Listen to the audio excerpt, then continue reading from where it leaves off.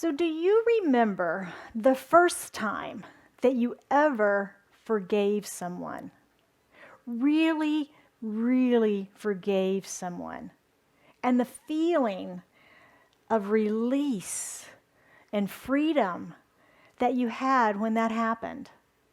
Do you remember that feeling? Were you able to find gratitude maybe in that situation? Were you able to see how you grew from that situation? Did you find the blessings in that situation?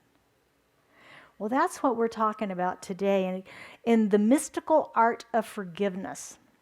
The mystical art of forgiveness. In spiritual circles, we talk a lot about the idea of forgiveness. We read about it in sacred texts. We have applied psychological and metaphysical principles around it to help explain what it is. What I've realized for myself, though, is that forgiveness comes down to our willingness to be happy. Now, that may sound odd. Of course I'm willing to be happy. Of course I'm willing to be happy, right? Everybody wants to be happy. But forgiveness can block our happiness. Unforgiveness can block our happiness. Now, many of us have had bad, even horrific experiences in our lives. And I am not in any way discounting those experiences. Okay, I'm not doing that. Today's message, though, is not about the incident itself. Today's message is about the practice of forgiveness as a spiritual and mystical art. Do you realize that forgiveness is really only for you? It's not for the other person or the perpetrator. It has nothing to do with them. Forgiveness is all about us. All about us. And it is the key to happiness, prosperity, love, and health. Really.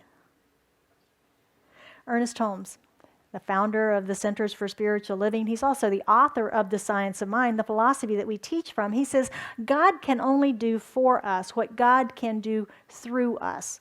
You may have heard that. God can only do for us what God can do through us.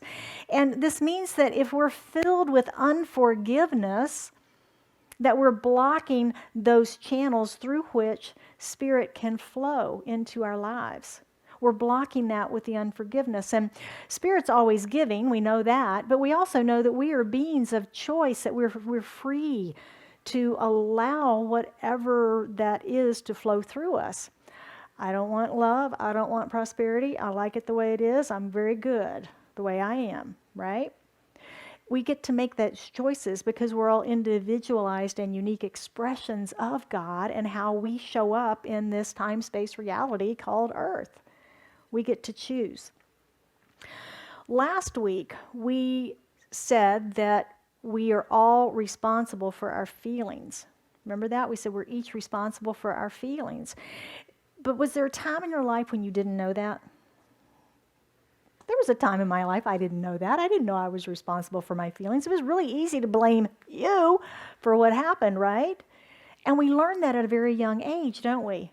We see our parents demonstrating that behavior, and then we figure out we can blame that stuff on our brothers and sisters, right? I didn't do it. They did. They made me do it. What was it in the 60s? Flip Wilson, what was it? The devil made me do it? Yeah, I mean, it's cultural, isn't it? It's cultural. Eleanor Roosevelt, though, told us years ago that no one can make you feel inferior without your permission. I would expand that a little bit to say no one can make you feel anything without your permission. Yeah, no one can make you feel anything without your permission. And this can be so difficult to really grasp because of our conditioning that it's okay to blame everything outside of ourselves for how we feel. If you've been around here for a while, you know that we have this little tagline, the teaching that says, successful living from the inside out. From the inside out. And when we blame events, circumstances, people, and things external to us for how we feel, we're missing that connection of successful living from the inside out. I'm always reminded when I hear this story of blame and even unforgiveness of Viktor Frankl. If you're familiar with his story, he was in Nazi Germany, and he was in a concentration camp. He was a psychiatrist, I think. And he came out relatively unscathed, but he said, "I never let them touch my mind. They did what they did to my body, and I knew I had no control over that. I had to, that I just dealt with. But I did not give them permission to touch my mind." And that is a wonderful example of what's possible for us in not allowing the world of effects, the circumstances and situations, to create blame in us of things outside of ourselves.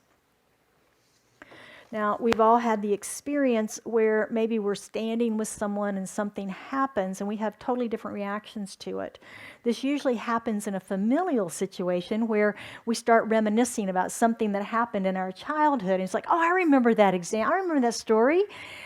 And you realize that you had two totally different perspectives of what happened. I remember the little puppy and how cute it was and playing with it, and it was frisky, and my friend remembers the big mean dog that about bit my hand off. It was the same little puppy. We just had totally different experiences of it, right? And we took those experiences forward into our lives with our relationships with dogs, right? That's how that stuff happens, isn't it? That's how that happens. And that's really what we're talking about, is this receptive filtering system that we've all built through the experiences of our lives. We sometimes call it our system of beliefs, through which we filter everything that comes at us after that moment. And then something new happens and we rearrange our filter system a little bit. We change our beliefs a little bit. And this filtering system is what creates our lives as we believe. And that's what that mystical statement means. It is done unto us as we believe. As we believe. So blaming others is our way of dealing with how we feel when we don't want to deal with how we feel, right? Ooh, you made me feel bad. You did it. It's your fault. I can have my anger and I can blame and I can be safe. Right? We're going to blame something outside of ourselves for that. Blaming and not taking responsibility for our feelings is a component of unforgiveness. Blaming and not taking responsibility for our feelings. We've got that shield of blame that we use to protect our own feelings. Another component of unforgiveness is related very well by a story by Michael Singer. Anybody read his book, Untethered Soul? Beautiful, wonderful book. And in it, he tells a story about the thorn. You may remember the thorn story. It was very impactful in his book. But imagine that you've got a thorn in your arm, a big thorn in your arm, and it's touching a nerve. And every time it moves, it hurts really badly. It hurts so badly that you can't sleep. Because when you roll over on it, it hurts, it wakes you up. If the covers touch it, it hurts, it wakes you up. And if you get close to people, somebody touches it, it hurts. So you start avoiding people. You can't go dancing. You can't go hiking. You can't go out at all. You can't play sports because it hurts, right? You're protecting that thorn. It's a constant source of agony in your life because it hurts. It hurts. This hurts bad, right? So what can we do? Well, we have two choices when we have that thorn. We can choose to protect it. We build things around it to protect it so nothing can touch it, nothing can hurt it. And we're focused on that. I can't focus on anything else. No, I can't focus on more love in my life. I've got to focus on this. No, I can't focus on more prosperity. I got to focus on this. This is my thorn. And then we start to tell the story about it, don't we? Let me show you my thorn. I got this thorn. This is a horrible thorn in my arm, and it hurts every time. Do you know every time I move, it hurts? Do you know I had to quit dancing? I can't play pickleball anymore because I got this. Now, I'm over-exaggerating a little bit, but can you see how we carry those thorns in our lives? I've got to pay attention to what's happening on my body because my parents had this thing, and I'm probably going to get it, so I got to really pay attention. No, I can't focus on getting healthy. I have to focus on when the sickness is going to come. We have these things that we do. The other choice that we have in this is that we can remove the thorn, right? We can remove the thorn. Now, if the thorn is in your dominant arm, I'm right-handed, and I'm not real good with my left hand, I might need to get some help with that. See a practitioner, a minister, a therapist. I might need some help in removing that. But by removing the thorn and allowing it to heal, I can then begin to open up and receive more good in my life. Singer tells us that this is one of the core level structural decisions that lays the foundation for our future. How we are going to choose to deal with thorny issues in our lives. Are we going to choose to heal, remove and heal them? Or are we going to choose to build a structure around them? Maybe we patent something, right? And then we tell the story about it, and we've got this whole life built around this wound, this pain, this thorn that we're carrying around. Now, I know that many of us have very deep wounds from childhood, of things that were said or done that we did not have the skills, the strength, or the ability to understand at that time. Those can be very large, very well encapsulated, maybe buried under the skin thorns that we have. And I, again, am not discounting that at all, but I am inviting you that if you've got those types of thorns, get the help that you need to remove it and allow that to heal. See a practitioner, a minister, a therapist, and allow that healing to begin to come and that forgiveness in your life to begin to be made manifest. The thorn, of course, is an example of the burdens and the energy that we carry with unforgiveness. If we feel that we've been hurt or violated in any way, that can become our story of our life. You've probably met people that lead with that wounded story. They lead with that. They always tell you about that. I've had that experience where you know that if you're in a group of people and that person is there, at some point in the evening they're going to tell you about their story, even though you know it well, right? They're going to tell you about their story because it's not healed, and they have to express it. They have to express it. And forgiveness is the solution to that for us. Forgiveness is the solution. Our thorns and unforgiveness cause sleepless nights and isolation, and that colors our entire story of our lives. Whereas forgiveness is the difference in our experience of lack or prosperity, of health or dis-ease, of love or fear. Choosing to keep that story of pain and suffering as that foundation that Singer talks about is not choosing to forgive and heal it. We're going to create that suffering. Ernest Holmes tells us that everything moves in circles. Everything moves in circles. This is the way of life. What we refuse to give, we refuse to accept. Think about that. What we refuse to give, we refuse to accept. Nothing is more important than we learn how to forgive both ourselves and others. We need to know that God holds nothing against anyone and that divine forgiveness is a necessary complement to divine givingness.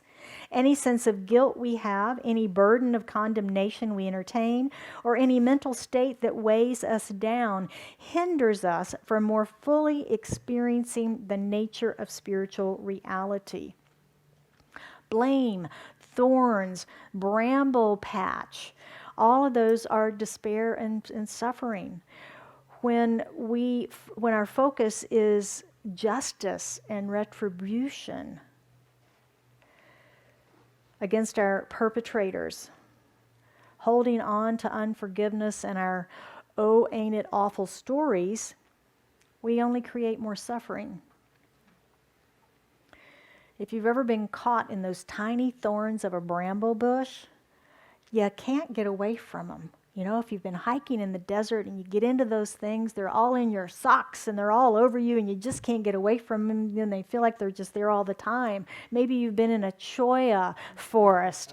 Yeah, in a cholla forest. And, they call them jumping cholla for a reason. They do seem to jump out at you, but they're long and they're hollow and they're barbed on the end and they're hard to get out and they hurt. The more you resist and try to pull it out, the more it hurts. And the same is true with those brambles and those little thorns and things.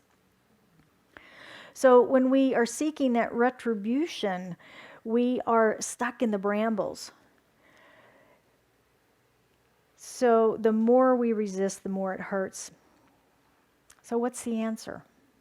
The answer then is practicing the mystical art of forgiveness that calls us back from that combat zone, as our reading said this morning, that combat zone that we may not even be aware we are having in our minds.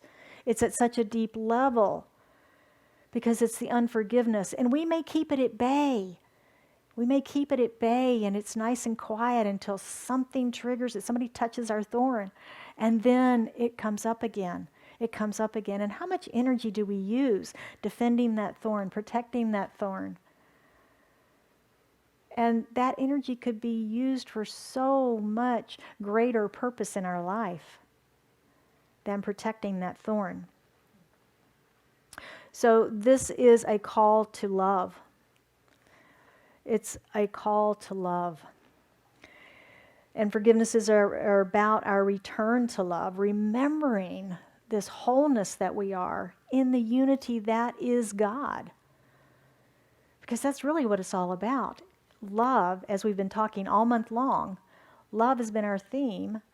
And we are love. We come from love. We're created of love. Love is our purpose. And when we separate ourselves from that through things like unforgiveness, we're not in unity. We're no longer allowing ourselves to be in unity, but forgiveness allows us to step back into that unity of love. And we've talked before how unity is not, we'll be in unity when you agree with me and my way, right? That's not unity. That's not unity. Unity is where we find the way. We find that third way, perhaps, that we can all agree in, or that we can at least agree to work within the confines of. But it's not, you've got to agree to my way or I've got to agree to your way, because that keeps us in separation. So forgiveness moves us beyond our walls of protection. It removes the thorns and allows this healing to take place. Forgiveness transcends reason. Would you agree? Forgiveness transcends reason, because our logical minds go, no, justice, retribution, my ego needs to win. They must beg me for forgiveness, and then maybe I will grant it to them. But that never feels good, right? That never feels good. And it's not what it's about. It's not what it's about. It transcends reason, which is why forgiveness is talked about in spiritual texts and sacred books. And it's the mystical art. It's the spiritual practice of stepping back into love, stepping back into our wholeness, stepping back into the recognition of God as all that there is, including us and our brothers and sisters and everything that happens. That's what we're talking about. It's a return to love. Forgiveness takes our surrendering to the love that we are. It's for ourselves. It is not for the other person. We have this in our mind that well, I'm not going to forgive them. Have you ever had that experience where you run into someone that you had a thing with and you haven't forgiven them and they're oblivious? They have no idea that they did anything. They haven't been writhing in guilt and shame and suffering. Only you have. Right? Yeah. And that's why I say it's not logical. It is transcendent. It is a spiritual practice, a spiritual choice in forgiveness. It releases us from the burden of carrying that pain and suffering of the past, whether it's forgiving ourselves or someone else. And when we can recognize that forgiveness is bound by the same laws of cause and effect, we can begin to understand prosperity, healing, cause, effect, forgiveness, unforgiveness, cause, effect. Right? It all moves in circles, as Ernest says. It is done as we believe, and if we believe in holding grudges, if we believe in unforgiveness, then those are the things that circle right back to us. This month, we've been living in love all month long. We started with self-love. We celebrated Valentine's Day and love like that. We then looked at the power of love that we can use in creating our lives. And practicing this mystical art of forgiving is a key component to experience of more love in our lives. It really is. It's a way to open up and be the love that we've come to be. So let's choose freedom. Let's choose freedom. Remember, my opening question was, do you remember forgiving someone and feeling unburdened, feeling free when you did that you no longer carried that around anymore? Let's choose that freedom and free ourselves from that burden of unforgiveness and open those channels through which Spirit can flow for more love and prosperity and health and joy in our lives. So let's take a look at some spiritual practices for this week and see how we might be able to do that and tap into this mystical power that is forgiveness. Again, don't forget to sign up for Mindful Monday. It's in the lobby if you're here. And if you're online, you can just send me an email and I'll get you signed up for that as well. Number 1, stop blaming. Stop blaming. Declutter your mind. Declutter your mind. That came to me this morning as I was preparing for the talk, that blame is really sort of like clutter because, I got to blame them for feeling this way. I got to blame them for feeling this way. And I'll blame that because I feel this way. We got to hold on to all that stuff. It becomes clutter, doesn't it, in our minds? So we're decluttering our mind just like we declutter our house, frees us from that burden of stuff. Releasing blame declutters our mind and frees us up to receive the gifts of Spirit that are always flowing to us. So this week, I'm going to invite you to contemplate if there's any unforgiveness in your heart at all, even just a little bit, and look at who you're blaming. Who is it that's not safe to pass through your minds? Who is it that if you think about, you go, that's so-and-so, right? Who is that? Who do you hold responsible for how you feel about a situation? My life would have been great if my ex-husband hadn't have done thus and so and this and that, and it's all his fault. Right? Seeing nods. That's blame, right? That's blame. That's what I'm talking about. Who is it that we hold that against? Notice how you felt at the time. Notice how you feel now. And ask yourself, if I release this blame, this person, what good would I then have room for in my life? Think of your garage, if you have one, or a junk drawer. We've all got those, the junk drawer. If I didn't have all this junk in this drawer, what good could I put in there? If I didn't have all this clutter on my shelves, all these clothes that I never wear in my closet, what good could I receive in there? Same is true in our minds. Number 2 is remove that thorn. Remove the thorn. In your meditation practice this week, imagine any place of unforgiveness you may have as a giant thorn in your arm. And every time you breathe, it hurts. Every time you breathe, it hurts. And then imagine gently removing that thorn and getting help if you need it. And then treating that wound and allowing it to heal. And then a year from now, imagine you look down and you go, oh, look, there's not even a scar there. There's not even a scar there. Isn't that nice? Imagine how you feel, how free you would feel. And then practice releasing yourself and the other as a healing ritual this week of any unforgiveness. And this can be little stuff. This can be big stuff. It can be the person that cut you off on the freeway that you rant and rave about for 2 hours in the morning after you get into the office because they've totally wrecked your day, right? Or the person that did the this or the did the that or the da-da-da. It can be those little things that we just find that place of forgiveness within us. It's a good way to practice and build up for the really big one. Or the one yet to come, right? The one yet to come. Number 3, God doesn't hold grudges. You heard it right here. Take a note. God does not hold grudges. Okay? Neither should we. Neither should we. If you remember what Ernest Holmes said about everything flowing in a circle, this is circulation. And if you're not experiencing abundance of joy, prosperity, health, or love that you would like, consider if you have an unhealed grudge in your life or any unforgiveness.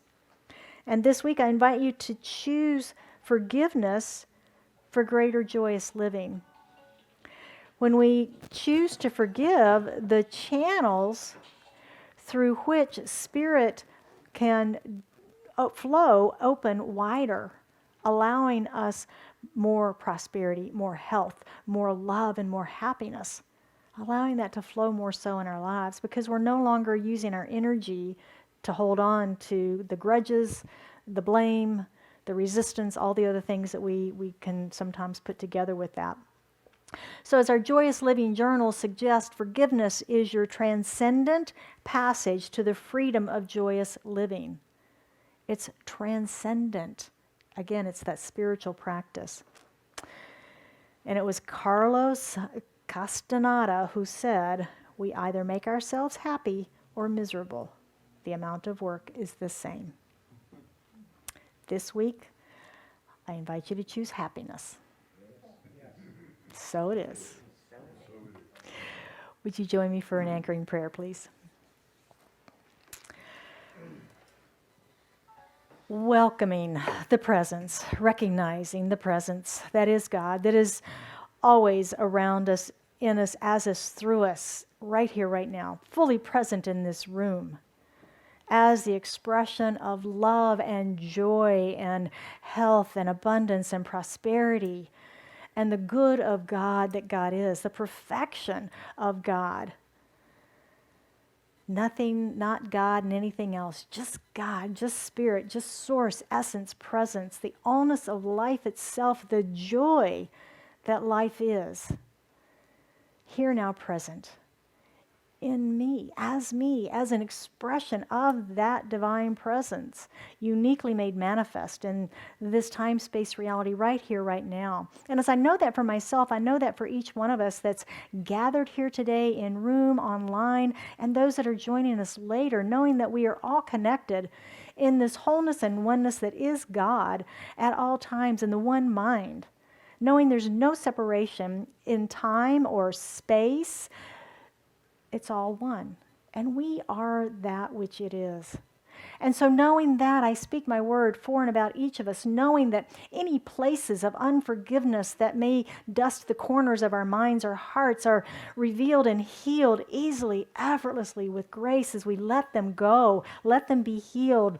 Release the thorns, pack them away, send them back into the native nothingness from which they came, and return ourselves to love, to the recognition that we are the love that God is. That is our purpose, to love ourselves, to love each other, to love our planet.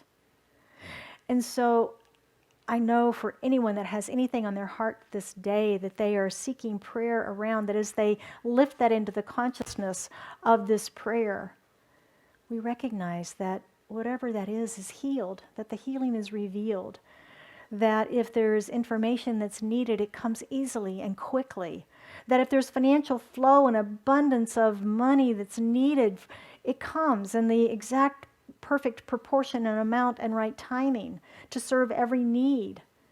We know that divine ideas and information flow easily, gracefully, effortlessly to and through us as spirit, as that givingness of God to its creation. And we just say, yes, I accept, I receive, and I release anything that does not serve this higher vision and purpose of my life. And how grateful I am for this knowing, how grateful I am to know this is how the law works, this is how love works. And we are blessed in this teaching by both. And so I release this prayer and each and every prayer that is joined at this morning into the action of law, into the action of mind, knowing that it is already done. For I couldn't even have these thoughts if these were not already thoughts in the mind of God. And I know that it is already made so in that mind. And we just await its expression here and now. And we affirm this truth together by saying, and so it is.